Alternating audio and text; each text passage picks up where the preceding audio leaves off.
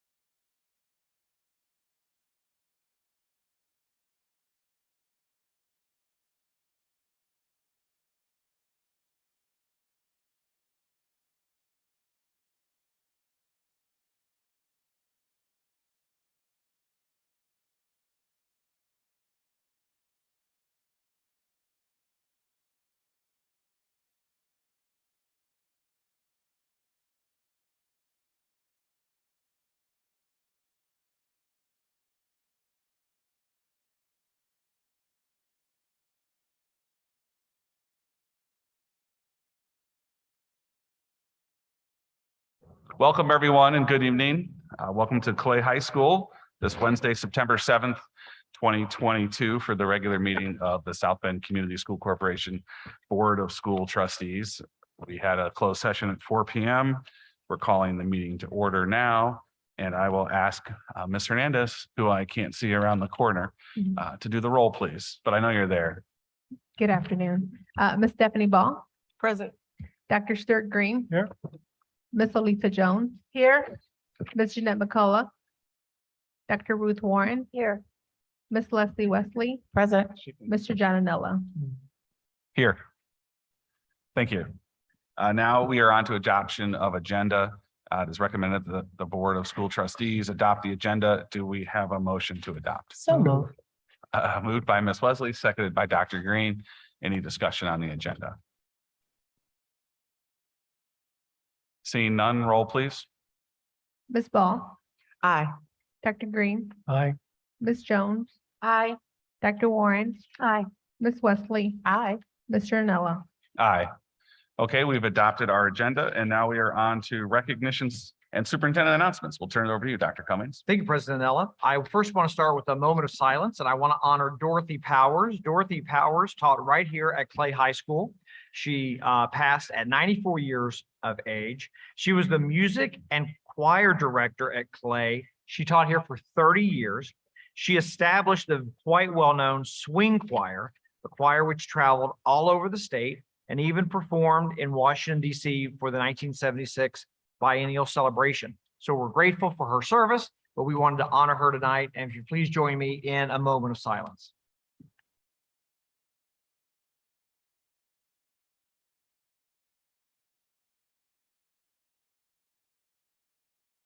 Thank you, everyone. And now I'd like to ask Board Secretary Ms. Stephanie Ball if she would read our Hispanic Heritage Month proclamation. Ms. Ball. Thank you, Dr. Cummings. National Hispanic Heritage Month proclamation. Whereas we recognize the contributions made and the important presence of Hispanic and Latino Americans to the United States since our country's founding and celebrate their heritage and culture. And whereas Hispanics have had a profound and positive influence on our country through their strong commitment to family, faith, hard work, and service. They have enhanced and shaped our national character with centuries-old traditions that reflect the multi-ethnic and multicultural customs of their community. And whereas Hispanic Heritage Month, whose roots go back to 1968, begins each year on September 15th, the anniversary of the independence of 5 Latin American countries, Costa Rica, El Salvador, Guatemala, Honduras, and Nicaragua. Mexico, Chile, and Belize also celebrate their independence days during this period, as well as Indigenous Peoples' Day. Dia de la Raza is October 12th. And whereas today, 57.5 million people, or 18% of the American population, are of Hispanic or Latino origin. This represents a significant increase from 2000, which registered the Hispanic population at 35.3 million, or 13% of the total US population. And Latinx students make up 23.6% of South Bend schools. And whereas we share in this special annual tribute by learning about and celebrating the generations of Hispanic and Latino Americans who have positively influenced and enriched our nation and society. Now, therefore, be it resolved by the Board of School Trustees of South Bend, Indiana, that we designate the period of September 15th through October 15th as National Hispanic Heritage Month.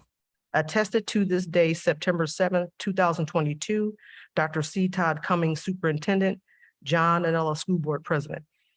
Thank you so much, Secretary Ball. I'd also like to say thank you to the South Bend International Airport for hosting their Aviation Day. We have a classroom, an aviation classroom at South Bend International Airport. It was a terrific day. It was 2 weeks ago, and students got to fly. They got to check out the options at the airport, even see what a private jet looked like. So I want to say thank you for their collaboration with us. We also want to announce that Kathleen Avery has gone from top 25 teachers in Indiana to the top 10. We're looking forward to seeing how she fares. She's been interviewing for the top position. And so we will find out soon, but congratulations to Kathleen. We also want to say thank you to Joe Hart, Andrew Berlin, Milt Lee for pulling off Teacher Appreciation Night last week at the South Bend Cubs. Milt, thank you for all of your hard work. Also, thank you to Chris Chinaki, who helped pull off South Bend Alumni Night the following night at the South Bend Cubs. So two really great events. We're grateful for the Cubs. It's always a top-notch event when you're there with their team. And so we're really grateful for their collaboration and partnership.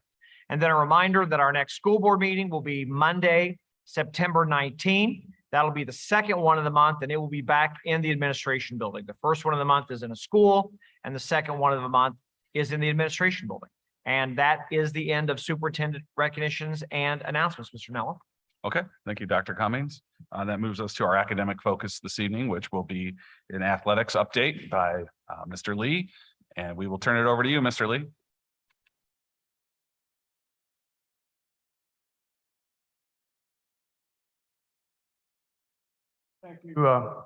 Thank you, Dr. Cummings, President Anella, and School Board of Trustees.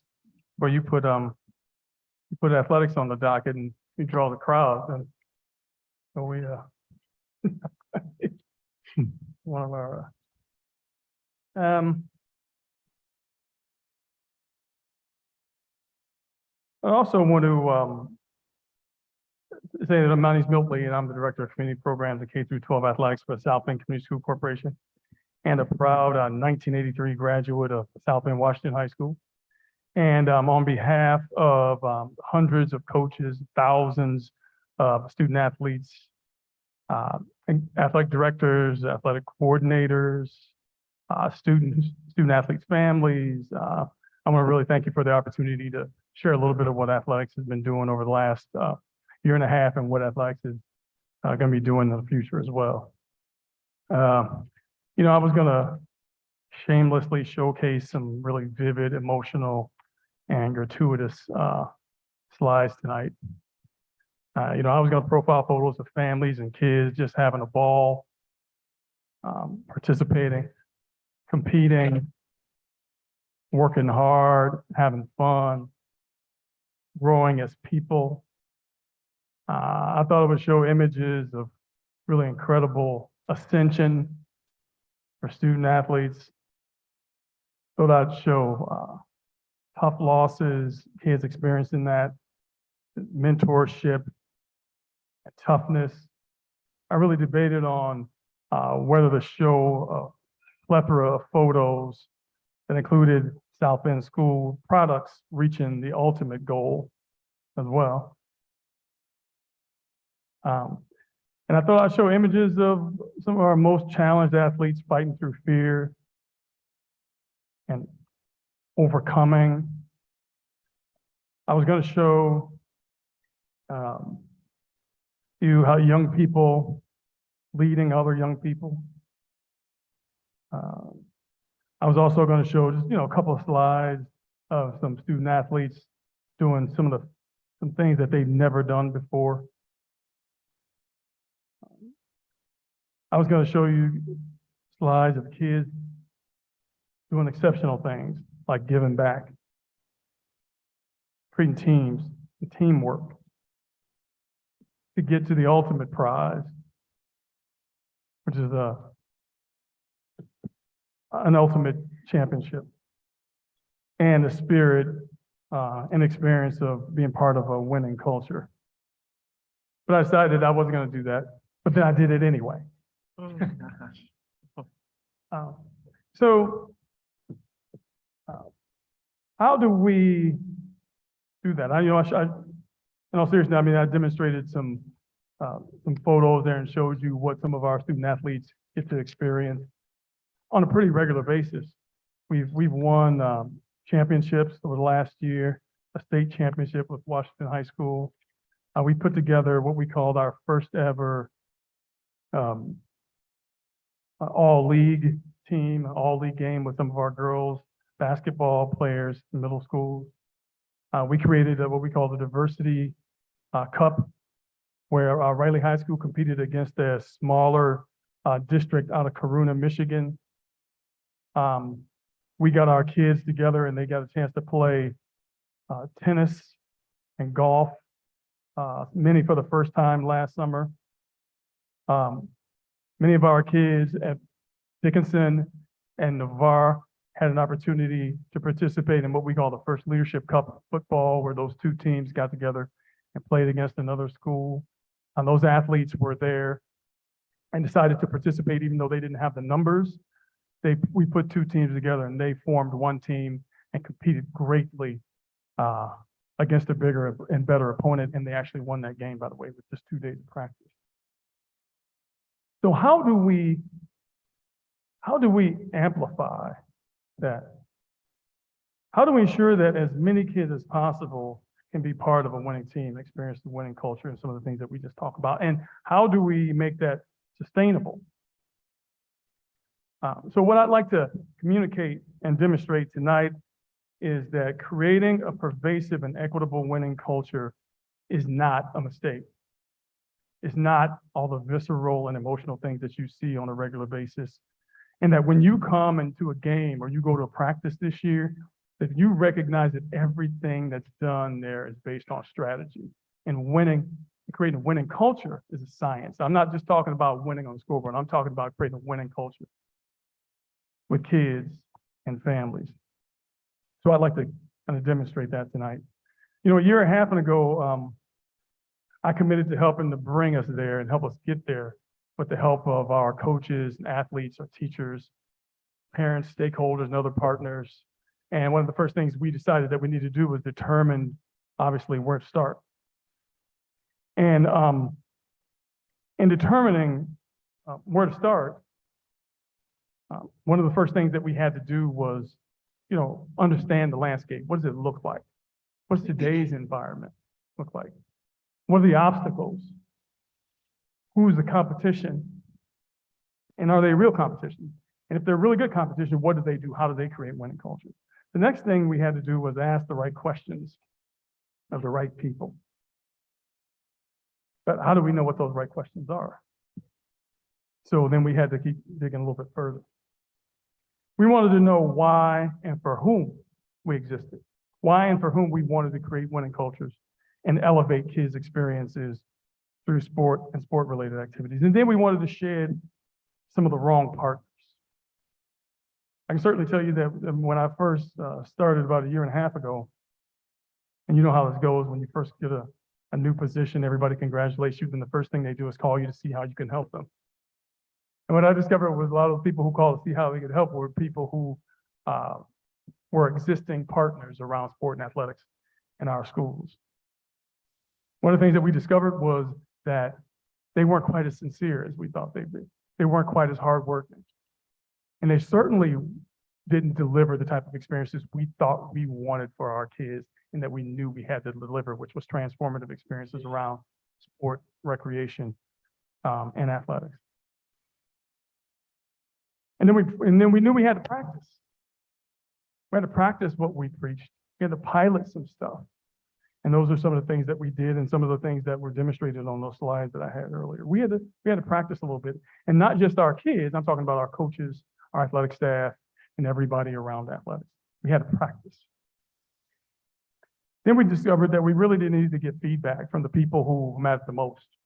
We had to get feedback from kids, families, and other stakeholders. We needed to know, what they saw as a winning culture, what they wanted to deliver to kids in schools, and make sure that those were aligned with what we wanted to deliver. And we had to discover what we wanted to deliver. And then what we wanted to do was we wanted to write the end of the story. We wanted to work backwards. We wanted to say, hey, this is where we want to go as a group for kids, for families, for our community, for the school corporation. And then we work backwards from that story. Excuse me. And then lastly, measure and celebrate. Because if you can't measure it in some way, then, did it really happen? Maybe it did. Maybe it did. So that process then took us to other questions. And the great thing about what we decided to do next as a group of volunteers, coaches, families, and stakeholders, we discovered that when we looked at the first list of things that we needed to do first, which we discovered would be our formula and would be the right formula, was we had to answer the question of what, how, and why. So we went through this exercise and looked at today's conditions, not just combing through our websites, not just through combing through other schools' websites, but also talking to parents and kids and families, other school districts, looking at what other schools write about what they deliver as an athletic community.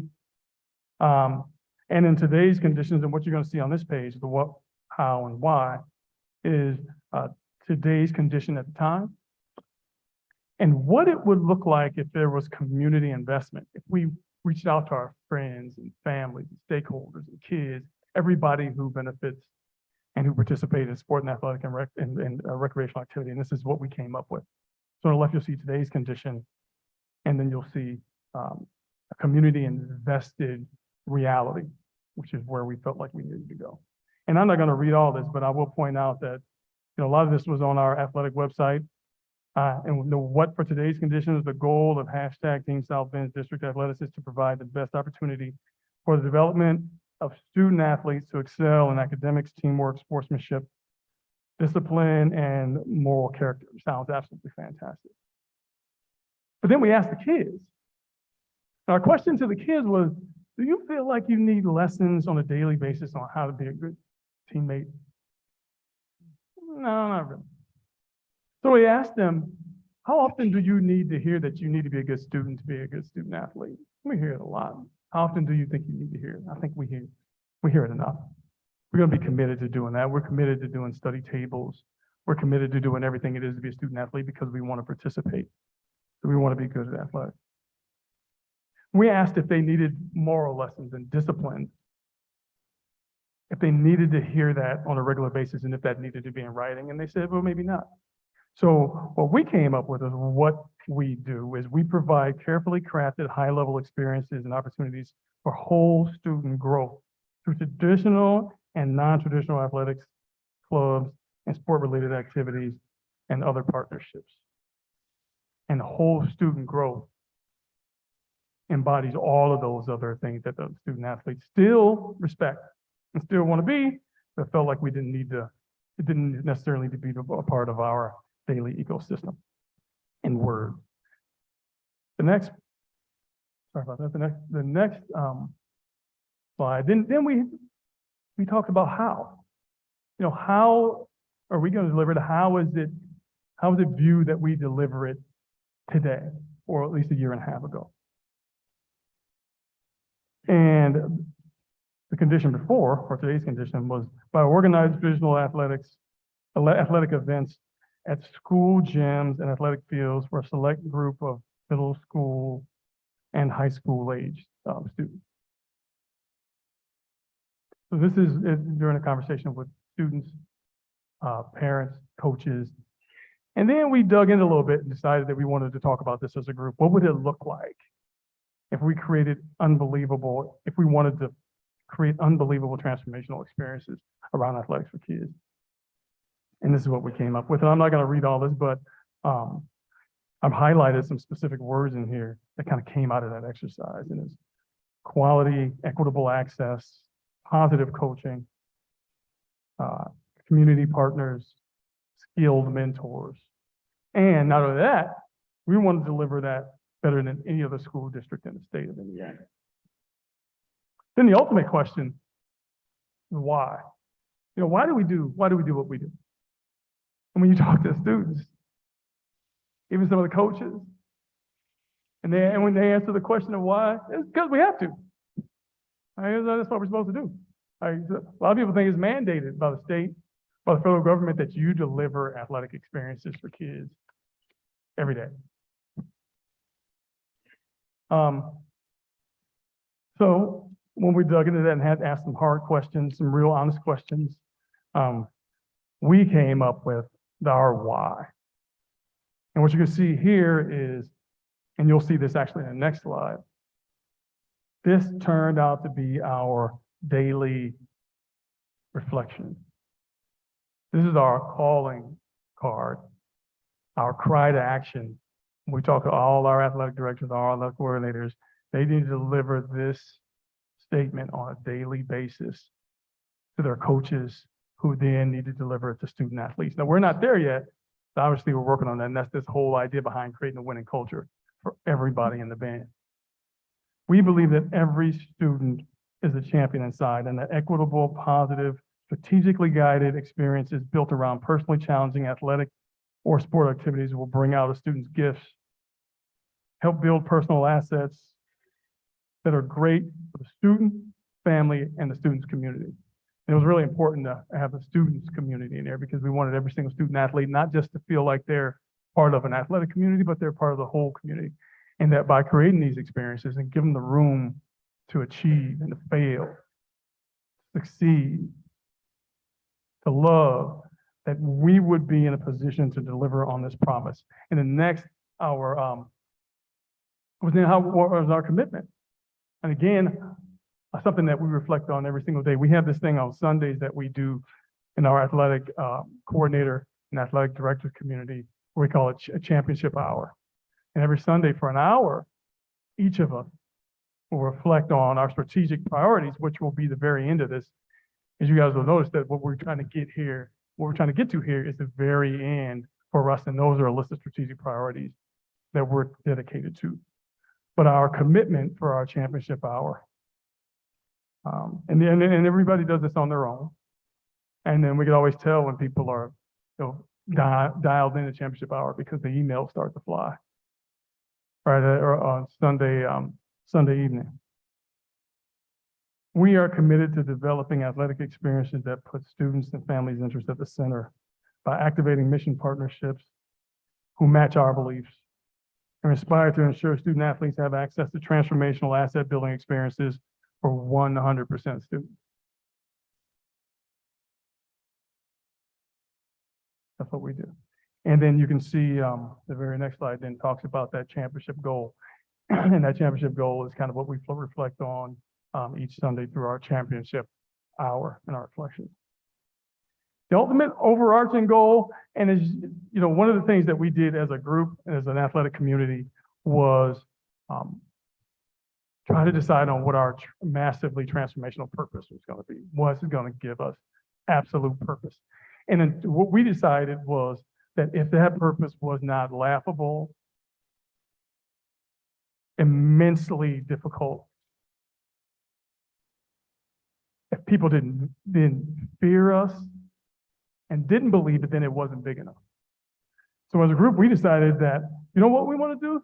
We want to help stabilize and grow enrollment through unforgettable experiences and signature moments, through coaching, team experiences, mentoring, relationship activities, 100% participation, particularly when we get to our elementary schools. And that's one of our massively transformational strategic priorities that we'll talk about here in a little bit.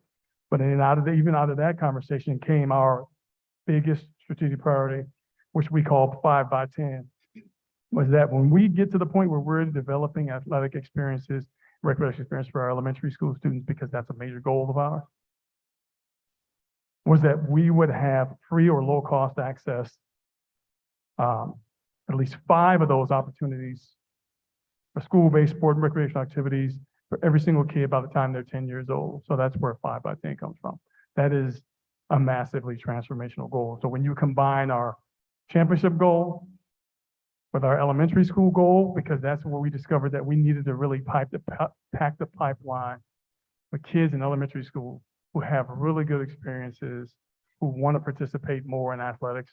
And I'm not just talking about participation in being on the field, but if you want to be with statistics, or take photos or video or write about it, then we would be in a position in 3 years to provide those experiences for our kids at the elementary schools, and then connect those kids to our middle schools and our high schools. So this next one is this is our strategic playbook. So when you wrap all that stuff up, it's all over the place. I apologize for that. I don't know when. Okay. When you wrap it all up, this is a strategic playbook. We're gonna put this on our Facebook page. We have a new Facebook page for athletics. We discovered about 6 months ago. I'll send everybody, we can send everybody that, because I know you're wildly interested. But we'll send everybody that, Facebook page address. I really appreciate, all the support that we got with communications with, Monica, Jane, Morrow, Brandon White, Diamond Robinson, so many other people who helped us bring together a Facebook page that you guys will have an opportunity to go to. And a lot of stuff that we do is on that page. So the strategic playbook will actually be on that page, because until we make it public, until it's public, then we can't recruit the volunteers and all the people and the stakeholders that we need to make that purpose reality. I'm not going to read all this, but I will, I'll highlight just the headings for you. Reignite a championship culture within the corporation, schools, and neighborhoods. We're taking a strong neighborhood approach to the way we deliver athletics and who has access to our schools' athletic facilities. So if you hear, and I know some of you probably did hear this, so if you hear other districts and other people saying that they don't have the same access that they used to have, that's probably true. Because we're making sure that if a track coach in high school wants to work with elementary schools after a track meet, that they have the opportunity to do that, because we still have access to our tracks and fields. Map community partners, the entire district, and solidify unique partners for individual schools. Create on-site athletic and sport programs at the elementary school level. Focus on building coaching capacity at the middle school level. Our coaches need to be better. The district has invested in resources like positive coaching, an Excel program, inside out coaching, every single resource that a coach would need to be better at the work that they do. And then we'll evaluate those coaches. Build equitable opportunities for students to access non-traditional sport and athletic experiences. We're partnering with organizations like South Bend Bears Lacrosse, the city's tennis program, First Tee golf programs. Some of the more traditional ones are Pop Warner football, but we're really honed in some other on our non-traditional sports too, so that other kids who traditionally who don't have the traditional skills and assets for what we call quote unquote mainstream athletics, they have as many opportunities as they possibly can to participate in other sports. And that way we get our numbers up, we get kids to participate. Wrestling is one of those. And unfortunately, baseball is one of those non-traditional sports with many of our kids. Create a dashboard of measurables, student athlete outcomes to share with stakeholders and funding partners. That's one of the ways that we make it sustainable. And we certainly want to broadcast our measurables so that when we know when we're successful, we can measure our success and then celebrate and then share that information with the board and everybody else in the community. We're develop partner relationships that amplify opportunities for student growth and invest in peak performance training centers. This was really, I didn't take that out. This was really early in the process. When we did this was about a month into my tenure. And obviously we still want to do it. Fortunately, we got to the point where we're having some conversations about creating exercise science and other health and peak performance opportunities at Washington High School. This was long before those conversations happened. And this was one of the things that our coaches and our students and our student athletes thought would really elevate their experience, was have a place where students who are already doing the work around health and performance could go and be trained at a much higher level to be peak performers, not just on the field, but also in the classroom, to create stronger minds, stronger bodies, and also stronger minds. Oh, yeah, I forgot to do that. All right. I'm gonna jump up one. So that's a little sample of our athletic Facebook page. That's updated on a regular basis thanks to John Francis. Bro, I know you guys, I don't know if you guys have the next slide. And some of our other interns, Jane Morrow, Monica, our athletic director team. But we we update that on a regular basis, and I'm excited to have that. We share as much information on that as we possibly can, and we'll make all our information public as well. So. And that's it. Thank you, Mr. Lee. Go South Bend. Appreciate it. Any We got a questions? question. Any questions, comments from board members? Dr. Warren? Thank you, Mr. Lee. You really have the heart for your job and we're glad you're in it. I think you're doing a great job and Thank with your positive attitude. I have to tell you, my family is an ultimate Frisbee family and I'm kind of looking for that. So you got any of that going on? You know what? You bring it up, we'll certainly look into it. I think people are playing that. It's getting hot. That and pickleball. Yeah, so we are, yeah. Everything's on the table. Thank you for the presentation. You're welcome. Ms. Ball, and then. Okay, thank you, Chair Nella. Thank you, Mr. Lee, for your presentation. I will tell you that the first two bullet points on your second to last slide piqued my interest, which is the bullet point about building equitable opportunities. And so I like the idea of more non-traditional, and I'm no true athlete, but I have athletic aspirations. And just to add to your sport request, and I would agree with pickleball is awfully fun. I don't know the rules. Fencing, I know we got a, local national championship team that's in town, right? Yeah. And so, whatever ideas you would glean from students as to what they consider sports. I've seen some young people playing virtual reality games and it looks quite athletic. Yeah. I don't know if it counts, but they get to moving and carrying on. So I like the idea of, asking students what they might think are sporting and athletic type activities that are outside the box. So I like that idea. And then the second bullet point, so these are more, I guess, comments would be, I'm really curious about the dashboards and the measurables, because as you talk about athletics, what comes to mind for me is, what percentage of our students are athletes? What's the difference in graduation rates or between athletes and non-athletes? Yeah. So I mean, there's a whole lot of numbers that can be looked at, and I'd be more than, I'm curious about them since you made this presentation, because our ultimate goals are, of course, graduating students, and if they're athletes on top of that, that's even better. Absolutely. So what do our numbers look like when you compare the populations Yeah. of what's the profile of a student athlete? And so I think you hit the nail on the head with, let's compare GPAs, let's compare what happens to them after graduation, let's compare if more athletes are getting to graduation versus non-athletes. So I mean, there's lots there that I'd be curious to look at. Yeah. And it would only bolster up the notion that sports and physical activities are important, not only for high school students, but elementary, middle, and high, the whole gamut.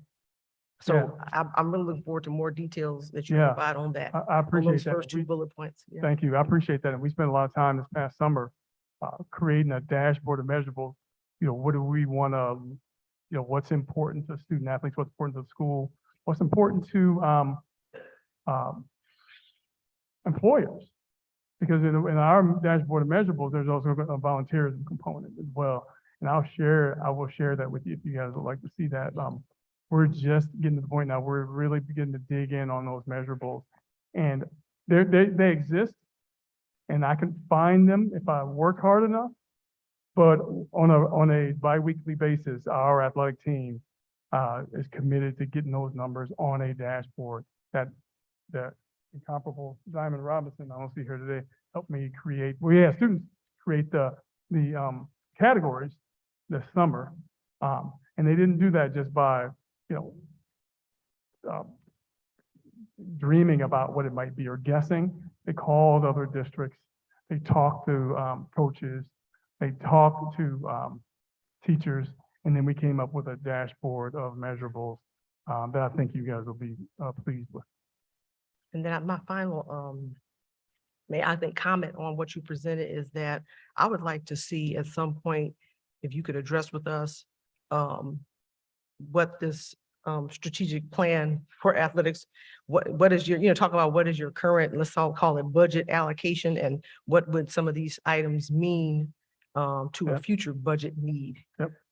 because we're talking about expansion. I understand you talked about some partnerships and whatnot, and those are important. Yeah. Um, Excellent. but I think the reality is that at some point, I would expect an ask, and it's important to know kind of what that might be, and how the whole question, how do we pay for it? Where does it come from? Yeah, So, yeah. yeah, Yeah. yeah. Yeah, that is where it's going. And so, we're going through that process right now with Fowler and our taking a look at what, as today's conditions exist, what does it cost and what are the expenses? And if we had a winning culture, if more student athletes participated, if we needed to deliver even more for our student athletes, which we will, if they invest in us, we invest back, then what would that look like? And we're going through that right now. Okay, thank you. Thank you, Ms. Ball. Ms. Wesley? Thank you, Chair Nella. Mr. Lee, thank you so much. Outside of great presentation and all that you do for athletics, and I've seen a tremendous change in our athletic programs. I'd like to ask also about looking into rugby and also lacrosse. I know that we've had some of the middle schools that had asked about lacrosse. Is that something possible? Yeah, we partnered with the South End Bears, and they delivered a couple of camps last year for Dickinson, and then they also had an open camp as well last year. We're really expanding our partnership with them. We recognize the Bears for their state championship. We're really digging in our partnerships there, and that goes back to what we talked about before. Was we had to shed just a ton of people who were kind of taking up emotional space and sometimes physical space, and determining, who believes what we believe. That's including creating low access or low cost, high access opportunities for our students. And the Bears is one of those. The South Bend Lions is also a good partner. Gentlemen Scholars, Mara, that's the city's tennis program, although I'm kind of working with them to kind of eliminate some of the costs that they want to partner, but they're still trying to make money. And that's not what we're trying to do. So I appreciate that. And we are amplifying those experiences and working even harder with some of those groups. So we will do more lacrosse, yes. Thanks. Thank you. Thank you, Ms. Wesley. Dr. Green? Yeah, I agree with others, of course. Great presentation. Thanks. Things are really beginning to coalesce behind your leadership. So thank you. I can't help but focus on the intersections of the work that we're trying to do with socio-emotional learning, Yeah. academics, Yeah. and sports. I mean, I think that's almost an entire presentation on its own. We're fortunate to work with Dr. Sutton, Angel Ash, Kathy Streeter. We had last year, some of our football players had some challenges in leadership. And we just shut the season down for a week. We called upon our partners, the school corporation around social emotional learning, restorative justice, and mental health. And we did circles at every single one of those middle schools. And had some leadership conversations for an entire week.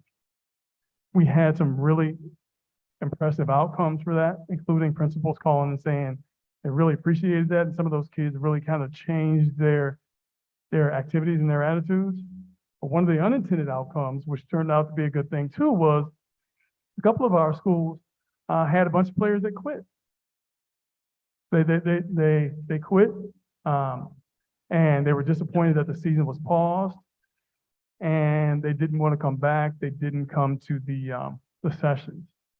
So we put those. So unfortunately, that left 2 teams with only about 8 players. And when I went out to some of the practices, which I audit on a regular basis to see how well we're doing as coaches, I discovered the 2 teams only had 8 players, but they were still out there practicing. So we put those 2 teams together and played a game that we call the Leadership Cup.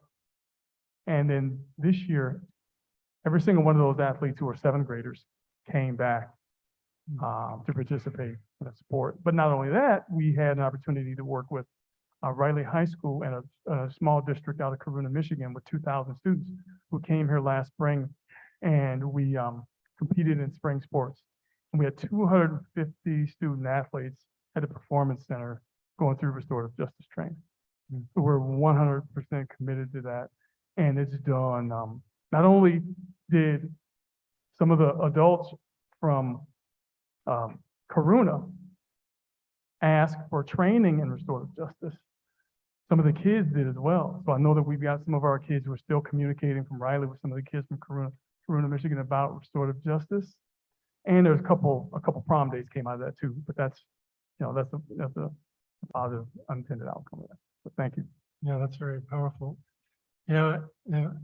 Appreciate the fact that Mr. White is sitting beside you because, as I look at the why, we believe that every student has gifts and that equitable, positive, strategically guided experiences built around personally challenging activities will bring out a student's gifts and help build personal assets that are great for the student, family, and the student's community.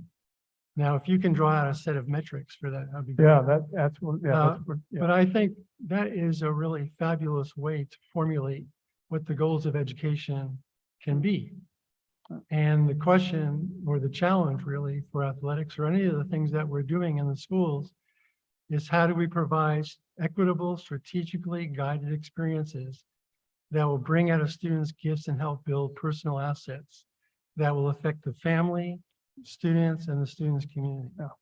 And I wonder if it's timely, I mean, you talked about the transformation and the powerful story about restorative justice, but I wonder if both of you could address what would this look like? If we were to begin to use sports as a model in the way you're describing it, what would school look and feel like? What would it sound like? What would our kids' capacities, be like? Yeah. Either of you Yeah, want to address that? The ultimate goal out of all that is that kids kind of develop the courage to publicly demonstrate how good a student that they are, how connected they are to their community, how connected they are to their schools and their teammates, and that families want to be a part of their student success too. And that's part of changing culture. That's part of creating a winning culture.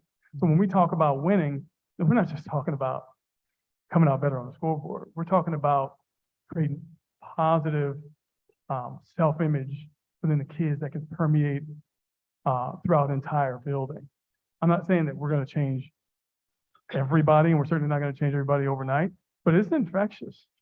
I've seen it happen, and I've been a part of it, and that's what we want to develop. So we're bold and we're genuine when we say that we want athletics to be a part of the solution to ultimately grow enrollment. We feel like those kids in those schools, through these coaches and mentors and leadership, can actually make that happen. And I'll just add briefly that I think one of our greatest challenges right now in society is individuals understanding how to and knowing how to collaborate and have conversations with one another. And where else is a better place to learn those type of skills than being on an athletic team, a club team. And so I see, when you ask what does that look like, I see that those skills as our students engage in more athletic opportunities where they have to work together as a team that's not always around something academic. Those skills begin to bleed over into the classroom. And so I think that is a natural way that we often don't realize, is that those skills and those opportunities that they have on the court, on the field, can definitely impact the instruction. When Mr. Lee was talking about the work he did with the middle schools, I just thought about the impact that had then on conflict when they had conflict in the building. And so not only in the classroom, but the social, emotional pieces. Now I have tools in my toolbox to combat conflict in a more positive way versus it being physical or verbal altercation. Thank you for that. Thank you, both of you. Appreciate it. Thank you, Dr. Green. Dr. Warren, you had a follow-up? Yeah, I'm gonna give you a little bit of a tougher question now, Mr. Yeah, all right. So when I hear from people who really love their athletics and from coaches, one of the things they always bemoan is the lack of the feeder system for high schools. Can you talk a little bit about that? I can, thank you for that. So one of the things that we've done is broken down our athletic communities into 4 areas, in 4 sections. And the athletic directors at every single high school is responsible for that athletic neighborhood. And so what we're trying to do is get our coaches at the high school level connected to our middle schools, and our middle school coaches connected to our elementary schools. When you look at and I could share this too on our Facebook page. So there's 4 sections. There's a Washington High School athletic neighborhood, there's a Clay neighborhood, there's a Riley neighborhood, and there's an Adams neighborhood. And what we're doing is that when we create elementary school opportunities and experiences, every single one of those athletic directors and coaches are asked to be a participant in that neighborhood, in that activity. So we're asking that you own that neighborhood, that you're as visible as you can be in elementary schools. That if we have a basketball program at Nooner, that Adams athletes are represented there. And then we get those kids connected to athletic opportunities in their neighborhood middle schools. And then those neighborhood middle schools athletic coaches are connected to their neighborhood high school athletic system. So you're right, not having a traditional feeder system makes it more difficult, but I think it forces us to be more innovative too. And it also forces us to look at our neighborhoods. And when you look at some of the, you'll see the word neighborhood in our strategy, because that's exactly what we've done. We've broken it down into neighborhoods. And so when we have for example, if we have a basketball team at Nooner, then those kids wear and Adams here. The kids from Adams then also participate as coaches for those elementary school kids. So we've created 4 separate athletic ecosystems in hopes that the more that we can connect those kids to those buildings, those students, those student athletes, those athletic coordinators, those principals, that they will see themselves as part of that neighborhood feeder system. Thank you. You're welcome. Thank you, Dr. Warren. And I just want to add, first of all, thank you for everything that you're doing. I know you've hit the ground running and making up a lot of ground for time lost over the years. It is, I know you set out on the feeder system concept and we've witnessed it with middle school championship games, all-star games where you put them in the high school and they have the high school kids work and the family, getting families involved, the track nights. So it's been clearly obvious. And back to you had highlighted the sportsmanship, how you'd shut down the middle school football, but that's important, right? I always joke as an adult, I know a lot of adults who are bad at sports. So this is important to teach our kids. And when you talk about it from a socio-emotional standpoint, educational standpoint, it's about working hard. It's about being respectful. It's about being a good teammate. It's about discipline. These are all these things that should be positive about sports. And I appreciate, because I think we've already witnessed some of the things that you're starting to build. And hey, in our house, we always say it's really cool that we know a kid that is in the NFL and there's another kid in the NBA and they're South Bend school grads, and that's pretty cool. And obviously a lot of these kids are playing at another level and a lot of them that aren't. But what's also great is you've got these wonderful young women who play basketball at Washington High School, if you've heard of them, and they're out there playing all these other sports at their school. And I think it's pretty cool to see that they're not saying, well, I don't want to get hurt, or, they're out there having fun, having a ball. And it's also about building pride in your school and connecting with one another. And, the sports can be a really positive thing, and they should be part of the educational system. Of course, you just have to do it the right way, because we also know in life, things can also, there's things you don't want to take away from it, but we can continue to work on that. But I will ask you one real question. Well, one pseudo question and one real question. I always ask you when we get the Jumbotron at school field, but I'm just teasing. In all seriousness, coaches pay. do we pay our coaches enough? I've heard some feedback on that. How, No, give us some feedback on what that looks like and what we could do to work on those kind yeah, of. so, you know, we're having those conversations right now. As a whole, we're probably about, for our head coaches, we're about $2,000 per, per sport, less than the districts around us. And roughly on average, well, our head coaches, and some of our softball, football, we're about $2,000 off of where a lot of the districts are. And, you know, we're, you know, my original thought was that we talk about all of the great things that we're gonna do, and then kind of lay it out and say, hey, we really need to get our coaches on par with some of the other coaches in the other districts. But then I also thought, hey, you know, let's create this culture first. Let's create a winning culture and then work backwards. Let's show that we're committed on the field. And believe me when I say this, we've got some incredible, unbelievable coaches, particularly at the high school level, who give of their time regularly all year long. Like our thing to remember about coaches is coaches don't take the summers off. You know, I'm not saying anybody else, but they take their kids to camps and tournaments, and they have their own camps. They put their stipends back into the programs. They lose time with their families. Coaching is teaching, obviously, and teaching is coaching. You can't be a great coach without being a great teacher. You certainly can't be a great teacher without being a great coach. So, you know, do our coaches deserve more? Absolutely. Do the other districts or do our district, you know, as far as the way coaches get paid, but is there, you know, revenue from athletics or things that, do they put it into paying coaches? Do we do that? Is that something that has been done, can be Districts done? usually put that in. So traditionally, we have a budget, it's called a unified budget, and all the gate receipts go into a unified budget. And, we use that. I think some of the districts that we pay for the officials, but the district pays for the coaches.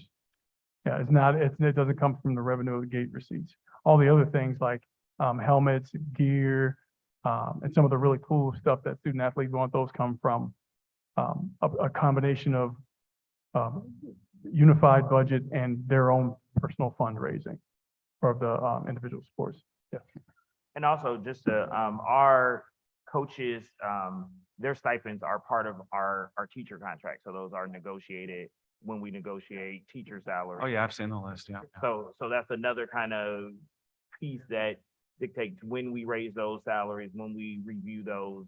Okay. And so that will happen when we negotiate for next year. We always go through all of the appendix 2 positions, including head coaches, assistant coaches, the amount of assistant coaches. So that's all reviewed when we do the negotiations with NEA. And if I Thank you. can also add, Mr. Lee has done a terrific job working with Sarita and Human Resources to Yeah. make sure that coaches' pay is accurate, that everything has been updated and upgraded and is electronic. And I just want to say thank you for leading that. It was a little messy, but you've just about gotten it done. So Yeah. great job.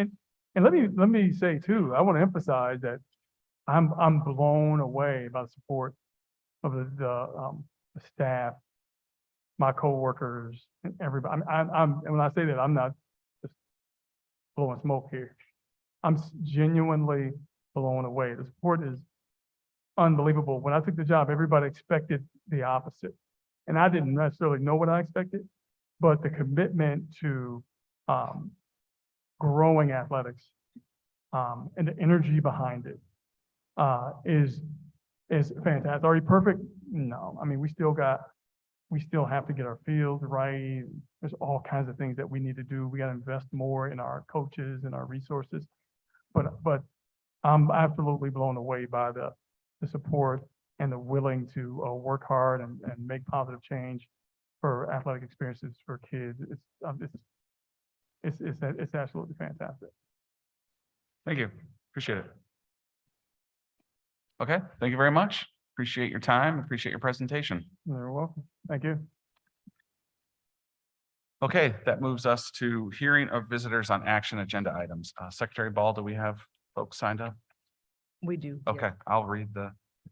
At regular meetings, the public is invited to address the board for 3 minutes regarding action agenda items. Visitors wishing to address the board on action agenda items that will be voted on, must sign the registration sheet prior to the meeting and state the action agenda item which they will address. Individuals may only speak once during this section of the agenda. Speakers shall properly identify themselves after they approach the podium by stating their name and address for the record. Personnel issues are not to be addressed during open sessions of the school board. The board president may interrupt, warn, or terminate a person's statement if the statement becomes personally directed, abusive, or obscene. Okay, and with that, Ms. Ball, you can tell us who's speaking and what action agenda item. We have a speaker signed up for action item 9.01, approval of office personnel contract, John Dowell. Item 9.03, approval of food and nutrition contract, John Dowell. Item 9.04, approval of paraprofessionals contract, John Dowell. And the final signed in speaker looks like it's for item 9.10, approval of TAG, Teacher Appreciation Grant Policy, Mark Albin. Floor is yours. Is this mic on? Okay. Mhm. John Dowell, 2405 East Edison Road. I prematurely signed to speak on this. From what I understand, will be part of the presentation. So I respectfully withdraw. Okay, okay, yeah, we'll hear from you shortly. Thank you. And who's the next speaker? Well, Mr. Dow, he was listed for 3, but the next speaker would be Mark Albin.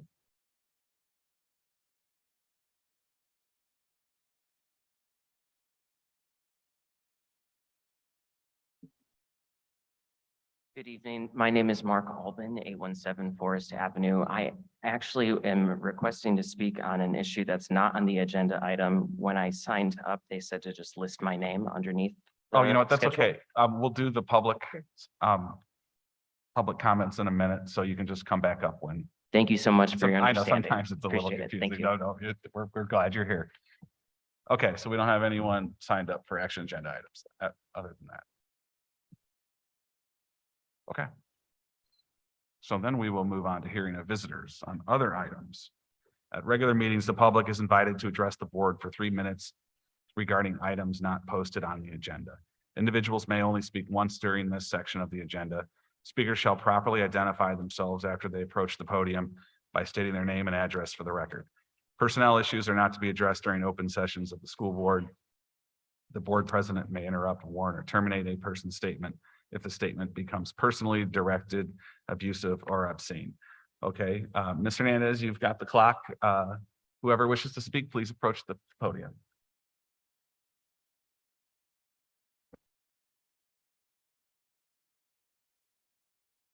Samuel Brown, 222 East Brevard Street, City of South Bend. And I just want to hit on a few items. Okay, on our school buses, we are having young people having handguns on the school bus. And twice I done got calls about this. I know that we are thinking this can't happen in South Bend like it did in Texas. Yes, it can. The kid was riding the bus and he had a handgun on that bus. Where he was picked up at, I don't know, but he had a handgun. So we got to look into this. I'm out there on the streets late, right? We got some issues. And in our school, we got to check them backpacks also. And I'm going to talk to Wikowski. He's the chief of police.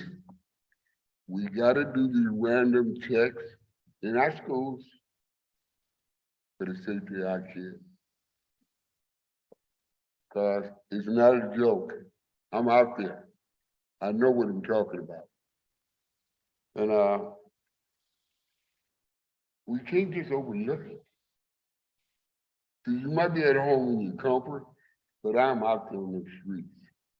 I see what's out there, what's going on, and the age group. And another thing before I close, I went to the Adams Riley game the other night, and I was really happy. John Adams won. And as I was leaving, there was a parent, I think a boyfriend, husband, or whoever it was. There's about 4 of them at the gate, the north gate. And the lady was very upset. She says, "You put your hand on my child." And he was saying, the gentleman said, "What?" 30 seconds. He said he didn't remember the incident, but the child was real wrong. And she was in the section where I was, and she was cutting up. So this might be another item we can look at. You know what I mean? Thank you. Does anyone else wish to speak at this time?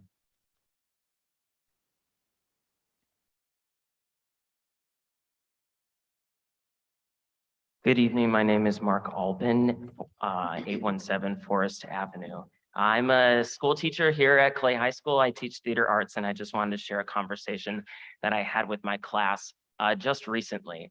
At the beginning of the school year, we were working on a getting to know you project where the students talk about their interest, the type of art that they like. It's so that they could connect as a group. And I was really surprised by a conversation that came up when one of my students said that I aspire to be an activist. And she said to speak out against inequalities like, and quoting the student, how the school does not provide tampons to students who menstruate. I was very shocked by this comment, mostly because I hadn't ever considered it before. As someone who does not menstruate, I had never considered how different my life experience might be compared to my peers, or how it might feel if sitting in class, I unexpectedly get my period and am wondering if I'm bleeding through my pants. After my students stopped presenting, I simply raised my hand and asked them if they thought I should have tampons and pads in my classroom. And I was overwhelmed when all of their faces turned and looked at me with a sea full of yeses, absolutelys, and of courses. I knew in that moment that this was a topic that I was uneducated on, so I went to social media to ask opinions of my peers of what I should do. Getting products from my classroom was obviously one of them, but as many of you might be thinking, and what people suggested online, is that students should go to the nurse to receive mental hygiene products. So I followed up with the nurse and I spoke with her, and after a surprisingly contentious conversation, I found that I myself would probably not go to that nurse if I needed help, that the nurse does provide pads but not tampons to students, and that a student must have a pass in order to see the nurse for help. Now, not everyone uses a pad, and those reasons why they may not use a pad are personal ones. Also, the pass system in order to see the nurse is kind of an issue of access and gatekeeping. A student has to then uncomfortably ask a teacher to have permission to leave class, go to the nurse where they're probably going to be told, why don't they have this already?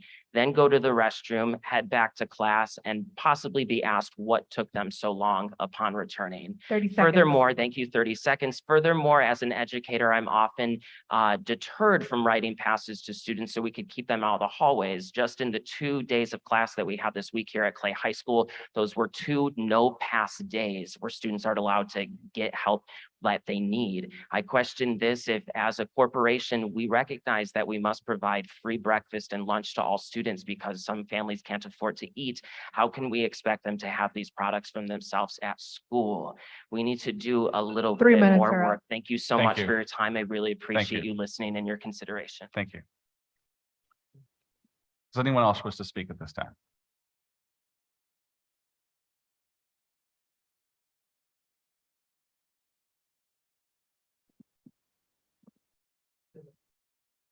My name is Paul Anastas. I reside at 51680 Orange Road. Using my First Amendment right again, and what I say should not be held against me or my family. It's now been 9 months into the outsourcing, and so the question would be, has it done what you as the board intended it to do? Do you feel you got what was presented according to the 34-page contract and not the first 7 pages of the contract that your CFO has shared with everyone? In the RFP presentations, it's been stated South Bend School to continue to take care of our employees and be the premium provider of support services for quality-focused education. Has this happened? RFP also stated that constant challenges and difficulties that the current buildings and grounds team are facing, for example, the COVID, rising number of building projects, turnovers. Has this changed? It sounds as if you did us a favor by outsourcing, but to that I would say thanks, but no thanks. Turnover, has this stopped? And are we seeing that our departments are being fully staffed? The statement was made that there are about 30 people that could retire today. Most of those people stayed, but however, you did lose high seniority and highly skilled people. And it has been stated that the superintendent wanted all the grounds to look like Notre Dame. So does it? So far, the company you hired for outsourcing has billed you for January, February, March, and April, $8,700,000 for their services. At this rate, the yearly cost will be $26,100,000, which would be $7,800,000 over the contracted amount. And all payments came from the account 160-2 referendum, which was the taxpayers' gift to us. Good job on saving money and putting it back in the classroom. So if you compared apples to apples, we at South Bend Schools did all of what this company has attempted to do and then some, and with greater accuracy and less complaints and at a cheaper cost. All the people of this community should take note and should be very concerned when the referendum and CARES money all disappear. What will you as a corporation do with all the people and programs that you've allowed the CFO to reallocate to these funds? And I'm fairly sure one of the representatives from this company will follow me up here and paint you the rainbow and unicorn picture, but in reality, after you look through the haze, it's only going to be thunderstorms and donkeys. So again, this is addressed to the board, Dr. Cummins and Ms. Fowler. Please do not speak of what someone can and cannot do unless you research it and have proof as to 30 that seconds. effect. Thank you. Does anyone else wants to speak at this time?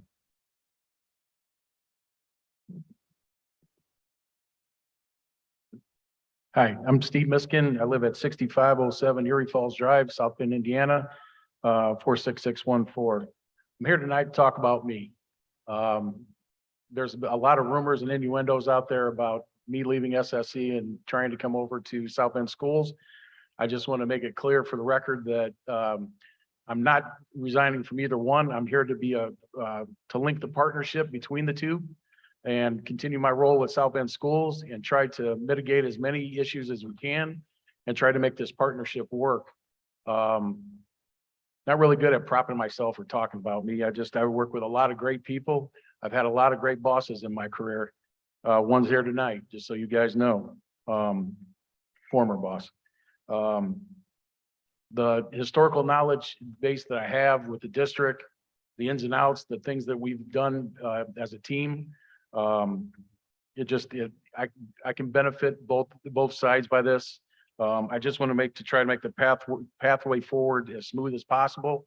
If I'm voted in, I just want to set the record straight about because there's a lot of rumors and things. I didn't think I was that popular, to be honest with you, but I just felt I had to say something. Okay, so that's all I had to say.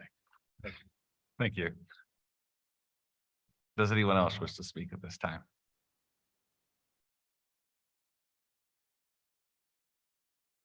Hello all, Kenneth Gray from SSC Regional Director.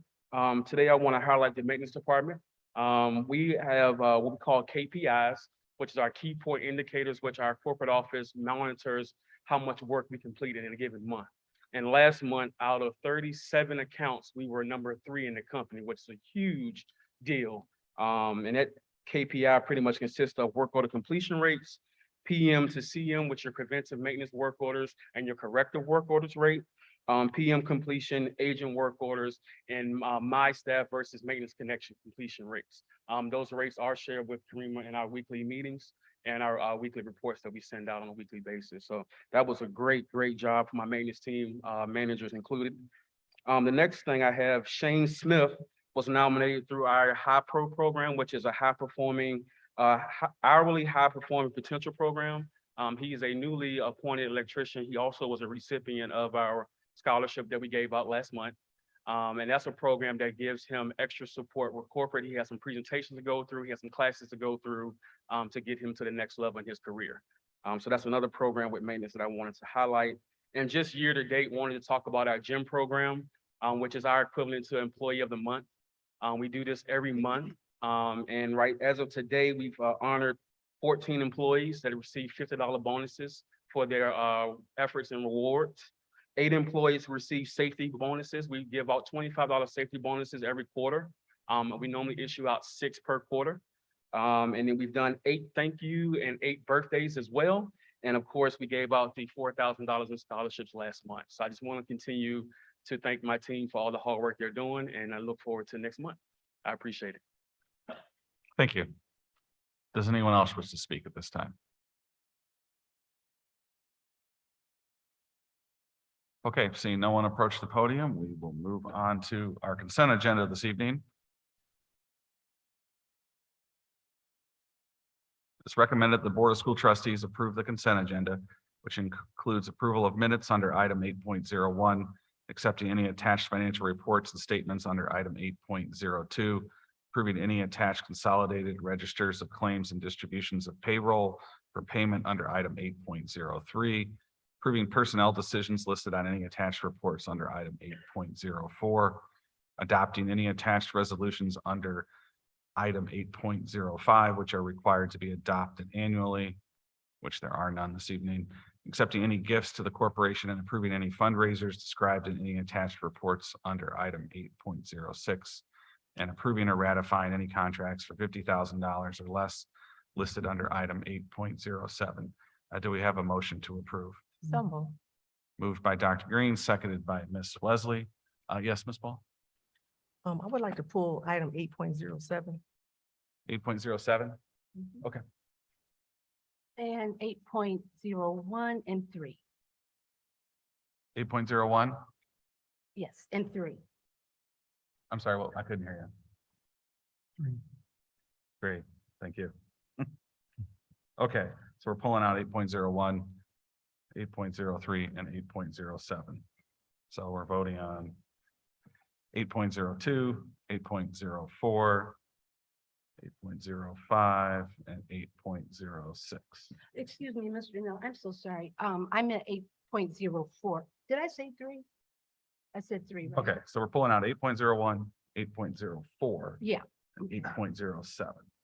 Got it. Okay, so that leaves 8.02, 3, 5, and 6. And 4. Would you do the roll, please? Roll, please, Mr. Hernandez. Ms. Ball, Aye. Dr. Green, Aye. Ms. Jones, Aye. Dr. Warren, Aye.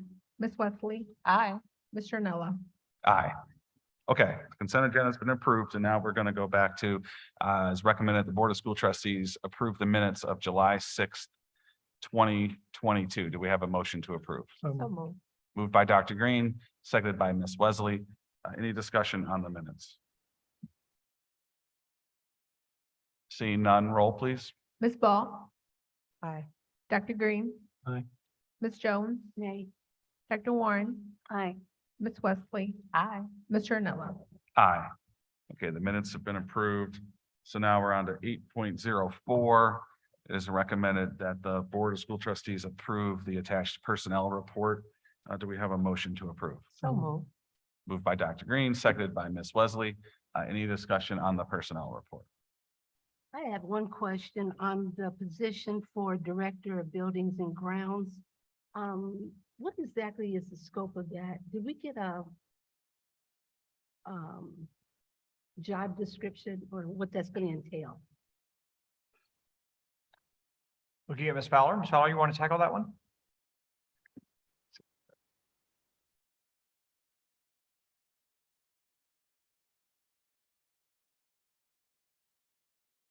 Yes, we currently have a job description on file. I'll be glad to get that to you. But this is a position that has been open since the SSC contract. When we went into a partnership with SSC, we said that we would have a director on our side to ensure that everything that was outlined in the contract was actually happening. So we would have a buildings and ground director. In addition to that, we have to, by state law, you have to have check and balances. If you have a contract, like for your food service, you have to have someone on the South Bend school side that manages that program, and it cannot be the CFO. Same thing with the contract with SSC. So it's more or less a person for oversight. Yes, and we've had that position open since last January. And there's no, I didn't see a salary. The salary would be similar to, the salary would be the same as when Mike Samansky was the Director of Buildings and Grounds. It would be that same salary. And that is, That salary was $85,000. thank you. Thank you. Any other questions? Okay, roll please. Ms. Ball, Aye. Dr. Green, Aye. Ms. Jones, Aye. Dr. Warren, Aye. Ms. Wesley, Aye. Ms. Ernella. Aye. Okay, that approve the personnel report. Now we're on to 8.07, contracts of $50,000 or less. It's recommended that the Board of School Trustees approve the SBCSC Bowen Center Student Assistance Plan. Do we have a motion to approve? So move. Second. Moved by Ms. Wesley, seconded by Dr. Green. And I see Dr. Sutton rising to tell us a little bit about this.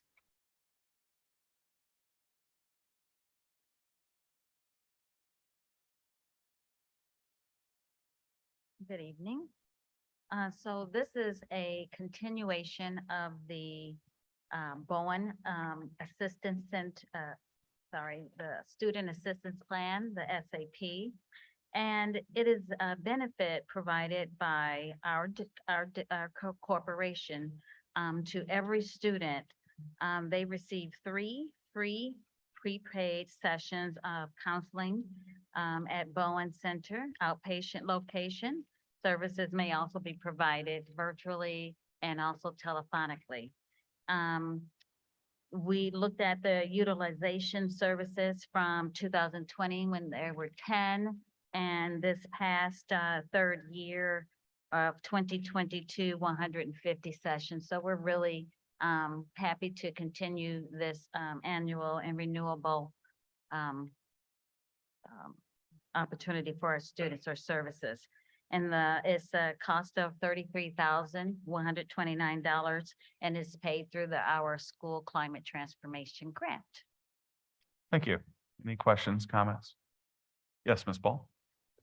I just had one comment on what was provided for us to look at. I just want to make sure that I'm reading that term of contract correctly. In item 5.1. Y'all, if somebody could pull that up, I'm not sure if that's the right term. It says effective 2021, 2022 school year. So I think maybe pull it up. I'm just trying to make sure I understand, because I think what you're asking us is to propose something for 2022, 2023, but maybe this is just a typo. Oh, maybe the date is clearly it's Yeah. for this year. Okay, so if we could, So it should Get be that correct. 22, 23. Correct. yeah, So that can be corrected yeah, in the just, record. it needs to be, yeah, I think it needs to be corrected.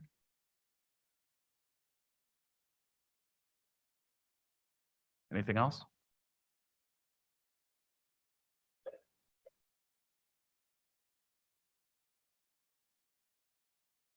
No, okay.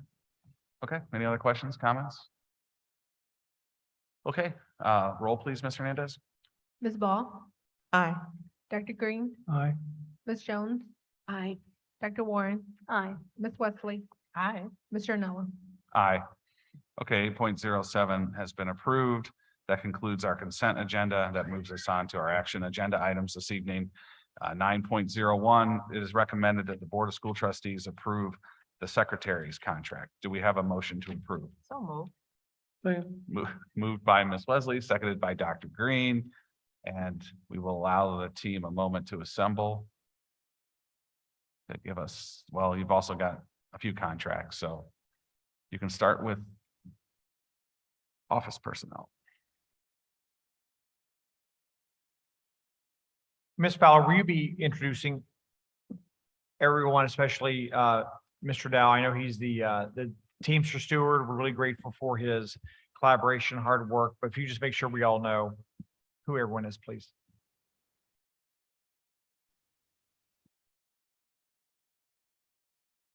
So good evening, President Anella, board members, and Dr. Cummings.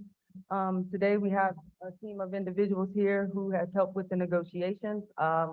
There are a few people here that are missing, but these individuals here at the table have been instrumental in coming up with a negotiation package that could work for our employees. And so I'd like to introduce Mr. John Dow. He is the union steward for the Teamsters, and he negotiated with us on all levels. And we are happy about the agreement that we've come up with. And then you all know Sarita. She's our Assistant Superintendent of Operations, and Amy Fox, who is outside counsel, who has helped us with negotiations. So that's the team, and I'm going to let Amy get started and take it away from here. Thank you. Thank you, Karima, and good evening. We're really pleased to present to you tonight the 3 collective bargaining agreements for the Teamster groups that represent the 3 employee units. We've got the first step is the office personnel. You will also see on your agenda foods personnel and paraprofessionals later on. We worked hard to negotiate terms that we, at once attempted to increase wages. That was one of the primary goals because we want to make sure that we're attracting and retaining employees, but also to do that in a way that's fiscally responsible, which is certainly a challenge. So what you'll see on your screen up there is just a really brief summary of the key terms of the collective bargaining agreement that you have in front of you. And a couple of the things that we wanted to highlight are the starting wage. We were able to increase the starting wage nearly $2. The current starting wage for office secretaries is $14.25. And the current starting wage for main secretaries is $14.75. We were able to increase that to $16 and $16.50 respectively. And then you'll see on the next line there in that chart, we looked at employees who started in the 2021 school year or 21-22 school year, and we're bringing them all up to $16.25 for the office secretaries and then $16.75 for main secretaries. And then employees with more seniority, those starting between the 11-12 school year and the 19-20 school year, we're bringing them to $16.50 and then to $17 respectively. And then employees with the most seniority, those starting prior to the 11-12 school year, will be brought to $18 and $18.50 respectively. You'll see then in the second year of the contract, all employees will receive a 25-cent increase. Employees in zone buildings will receive a 25-cent increase in year 1. We also added language to ensure that employees, office workers who are performing supervisory responsibilities, bus supervision, lunch supervision, those types of responsibilities are being paid at the same rate that certified employees are being paid for performing the same duties. We added Juneteenth as a holiday when employees are working that day. And then we also added language regarding the use of religious holidays. Do you have any questions? That is a very quick summary of the changes. Thank you. Any questions, comments from board members? Okay, seeing none. We'll go ahead and motion this one and we'll approve this and then we'll move on to, we'll just check them off as we go. Okay, seeing no further comments, would you do the roll, please, Ms. Hernandez? Ms. Ball, Aye. Dr. Green, Aye. Ms. Jones, Aye. Dr. Warren, Aye. Ms. Wesley, Aye. Mr. Anella. Aye. Okay, so we've approved the office personnel contract. So now it's 9.02.